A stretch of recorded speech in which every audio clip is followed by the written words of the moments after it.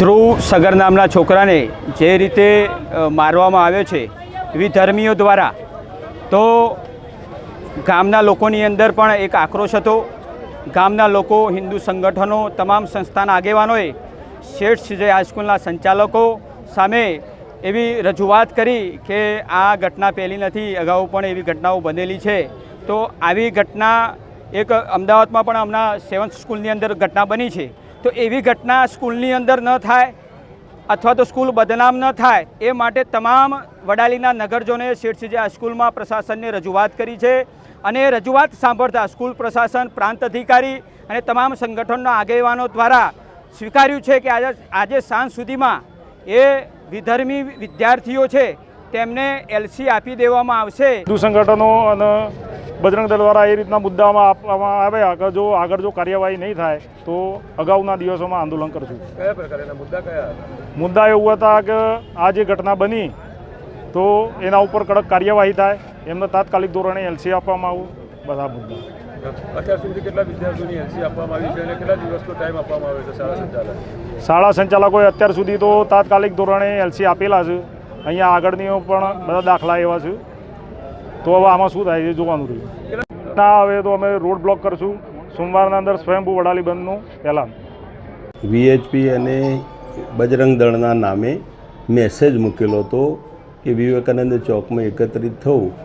હવે ત્યાં એકત્રિત થયેલા હતા, તેમાંથી ઘણા બધા લગભગ 500 જેવા છોકરાઓ સગર સમાજના એ અહીં આવેલા અને એમને રજૂઆત કરી કે ભાઈ એમને અત્યારે તમે સર્ટિફિકેટ આપી દો.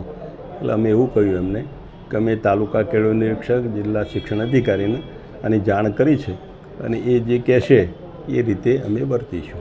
એમને શિક્ષણ વિભાગ તરફથી જાણ કરવામાં આવશે કે સર્ટી આપી દો તો સર્ટી આપી દઈશું. એમાં કંઈ એ વાલી પણ લઈ શકે છે, સર્ટી વાલી પણ માગી શકે છે. 20 તારીખે જે ઘટના બની એમાં વિદ્યાર્થીઓ શાળા છૂટ્યા પછી એમની વચ્ચે થોડી ઝપાઝપી થઈ હતી અને એ બાબતે વિદ્યાર્થીએ એકબીજાને થપ્પડ મારી હતી.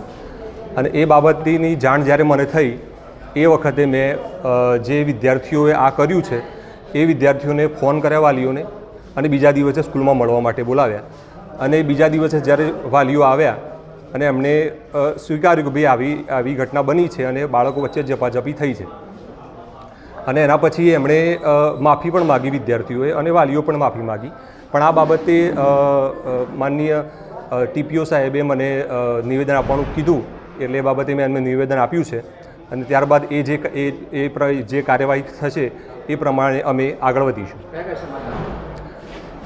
જે વિદ્યાર્થીને વાગ્યું છે એ સગર સમાજનું છે અને જે વિદ્યાર્થીઓ માર્યો છે એ મુસ્લિમ સમાજના વિદ્યાર્થીઓ છે. 4 વિદ્યાર્થીઓ હતા. એટલે આમાં એલસી આપવાનો કે ના આપવાનો એ નિર્ણય અમે ના લઈ શકીએ. આમાં જો વાલી અરજી કરે કે ભાઈ એલસી આપો તો અમે એલસી આપી શકીએ. બાકી ઉપરથી જો ડીઓ કચેરી, ડીપીઓ કચેરી અમને કહે કે ભાઈ તમારે આ વિદ્યાર્થીને એલસી આપી દેવાનું તો અમે એલસી આપી શકીએ. બાકી અમે જાતે અહીંયા કોઈ વિદ્યાર્થીને એલસી આપી ના શકીએ અમારી રીતે.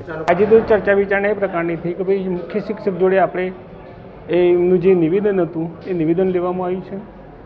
પછી વાલીને બોલાવી અને વાલીને જે બાળક ખાતે ઝપાઝપ કરી છે વાલીને બોલાવી અને વાલી જોડે વાત કરવાની છે કે ભાઈ તમે જો તમારું બાળક આ રીતે જો વારંવાર બાળકોથી ઝઘડા કરે, એમના જોડે સંમતિપત્રક લઈને ના માને તો પછી એને એલસી આપવાની એ વાત કરી છે.